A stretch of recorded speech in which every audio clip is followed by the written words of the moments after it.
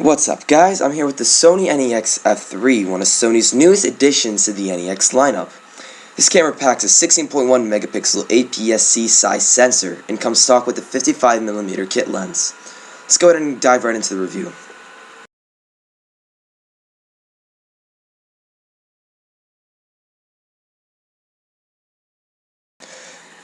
Now, the Sony NEX F3 is a replacement of the C3. The newer model aims for a beefier design, similar to the NEX 7. It feels very comfortable in the hands. The F3 offers a variety of shooting modes that are commonly seen in a DSLR. Examples of this are manual mode, aperture priority, and shutter priority. If you just want your camera to work and don't know how to get the right exposure, the F3 will help. It contains a variety of scene modes that will help get the job done. I found that the macro scene was the most useful, as it helped retain a sharp image at a close-up shot. The F3, like most cameras with an attachable lens, allows you to switch from autofocus to manual focus. The autofocus on this camera works amazing. It has 25 autofocus points and focuses quietly and quickly. I found that close-up shots in the dark can be very hard to get with the autofocus, but however that is with most cameras these days, unless you have some, full-frame, amazing DSLR. For this, you can use the flash. There are 4 settings for flash in the F3. Auto, rear sync, slow sync, and fill flash. Like I said earlier, the F3 packs 16.1 megapixels, but it can drop down to 8 or 4 megapixels for smaller prints.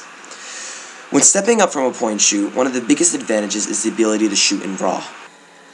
Shooting in RAW allows you to retain quality with an uncompressed file, as opposed to JPEG, which compresses the file and dampens the quality. 2 movie modes are present in the F3, AVC HD and MP4. It can record at 1080 by 60i movies at 24 frames per second, or at 17 frames per second. The other settings are just useless. As you can see, the results are amazing. The reds on the berries are really nice and sharp, while the leaves are perfectly blurred. However, the pictures are even better.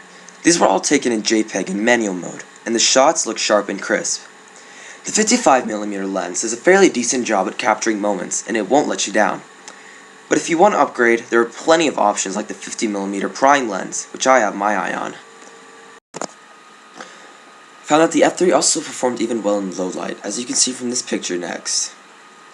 The lights are sharp and crisp, while the darks remain very black. Probably my favorite thing about the F3 is the focus peaking. Focus peaking illuminates the object in focus with colored dots. This helps a ton in manual focus. You can set it to 3 different colors, yellow, white, and red, but I choose red because it contrasts against most pictures I take very easily. The F3 body has 2 main buttons and a scroller wheel. Unlike others, the buttons do not feel cheap and plasticky and have a nice rigidity when pressed. All 3 buttons are customizable in the settings.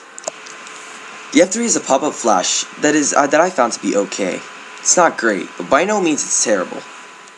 The battery encasement is opened by a nifty lock switch.